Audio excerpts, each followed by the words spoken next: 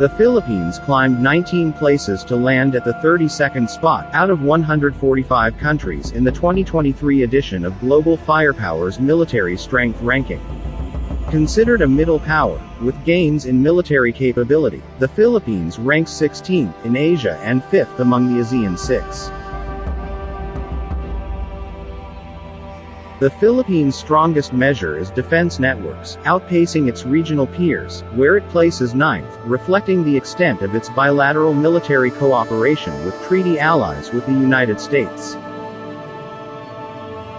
The score for defense networks is measured by a country's regional alliances, global defense partnerships, and regional defense diplomacy. Meanwhile, its military capacity also improved by 2 places, ranking to 17th place. As the country inched up its future resources score, or the measurement for its projected distribution of future economic, military, and demographic resources. The Philippines also exerts more influence in the region than expected given its available resources, as indicated by the country's positive power gap score. When it comes to the arms trade, the institute reported that South Korea is the Philippines' most significant arms trade partner with deals worth around $692 million. The US comes in second with $384 million, followed by Indonesia with $180 million, Australia with $16 million, and trading numbers with Japan with a total of $6 million. The Asia Power Index also reported the Philippines posted gains in diplomatic influence, which refers to a country's diplomatic network, multilateral power, and its foreign policy thrust. In addition, the countries hold high-level bilateral and plurilateral defense diplomacy meetings, include the US, Australia, Japan, Malaysia, and Indonesia. The increase in the Philippines' overall military strength is due to its modernization efforts. The Armed Forces of the Philippines is currently undertaking a modernization program, with countries such as France, Israel, and India offering to give new technology to the country. Its ongoing modernization efforts are allowing the Armed Forces of the Philippines, in fulfilling its mandate of protecting the nation and the people, including safeguarding the country's sovereignty.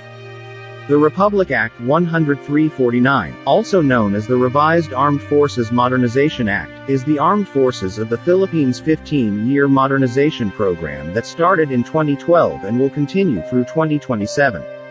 It was designed to protect defense modernization efforts from shifts in the country's political climate. The third milestone or horizon period from 2023 to 2027 has a projected budget of $4 billion United States dollars. There are opportunities for the sale of aircraft, ships, unmanned vehicles, intelligence and surveillance systems, communications, personal protective equipment, and weapon systems.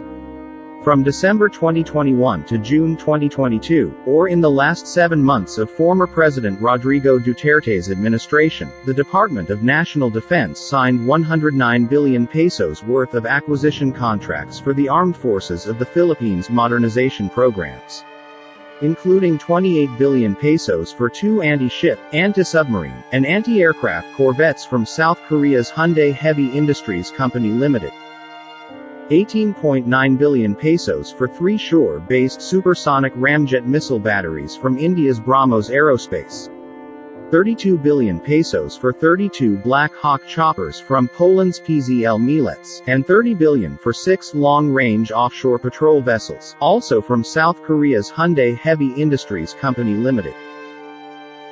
Last month, the Philippine Navy acquired its first ground-based air defense system, consisting of Israeli-made Spider missile batteries. Its objective is to neutralize any potential aerial threat or foreign aircraft intrusion in the country's airspace. However, this system is categorized as a secondary air defense cover after the PAF's FA-50PH light jet fighters, earlier acquired from South Korea. This acquisition, costing 6.8 billion pesos, is not mentioned in the USSD report. U.S. Defense Secretary Lloyd Austin's visit last week, to pave the way for the U.S. to reaffirm its support for its oldest treaty ally in Southeast Asia, such as promising assistance for the AFP's modernization and expediting the implementation of their Enhanced Defense Cooperation Agreement by adding 4 more sites. This means U.S. troops will soon have access to 9 Philippine military facilities.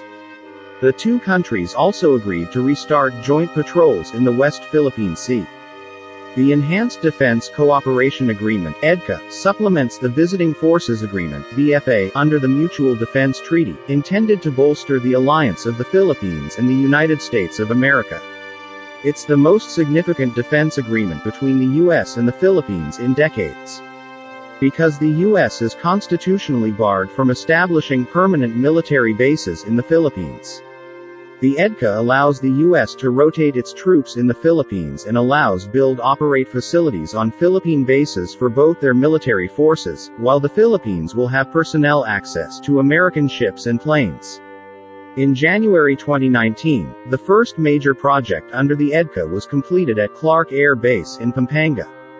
There are ongoing EDCA projects at 4 other locations in Nueva Ecija, Cagayan de Oro, Puerto Princesa, and the Mactan Air Base in Cebu.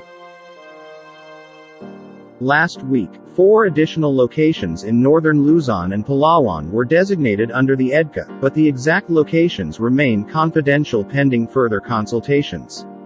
Extensive access to key locations facing the West Philippine Sea, Luzon Strait, and possibly the Pacific Ocean underscores America's goal to develop integrated deterrence. The Philippines occupies strategic real estate, vital to U.S. national interests and that of many nations. It's also vital to China, which is aiming to be the center of the universe. It's vital to the economic interests of countries that rely on safe passage through sea lines of communication. Furthermore, it's vital for countries in the Indo-Pacific region to dissuade China from pursuing its hegemonic plans. President Ferdinand Marcos Jr.'s decision to fully implement and expand the scope of the EDCA is a sharp departure from former President Rodrigo Duterte's swing in favor of China, before belatedly returning as a U.S. ally. Although Mr. Duterte's independent foreign policy, of being a friend to all, has been upheld by Mr. Marcos. His all-out support for the Philippines-U.S. defense alliance serves as leverage against an increasingly warlike China.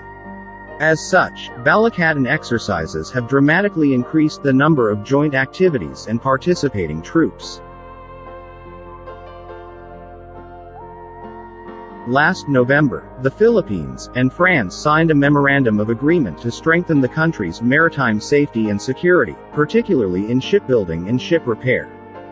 France will deploy a maritime expert to provide the necessary technical assistance, training, and consultancy service on best practices to ensure accurate navigation procedures, create a national transport plan and help implement the 10-year Maritime Industry Development Plan to modernize the local fleet. Last week, Mr. Marcos and Japan Prime Minister Fumio Kishida agreed to sharply boost defense ties, allowing Japanese troops for greater access to Philippine territory on account of rising volatility in the East and South China Seas. It allows Japan to deploy its forces for humanitarian missions and disaster response in the Philippines, conduct more joint exercises, reciprocal port calls and aircraft visits, transfer of Japanese defense equipment and technology, and strengthen trilateral cooperation with the U.S. The Philippines and Australia also inked a Memorandum of Understanding on Cooperative Defense Activities in 1995. Australia is one of the Philippines' only 2 VFA partners. Both countries enjoy a significant degree of security cooperation, including the presence of Australian mobile training teams for capacity building on counterterrorism, urban warfare, maritime security, and other fronts. The defense pacts with these countries are crucial for regional stability, and human and ecological security.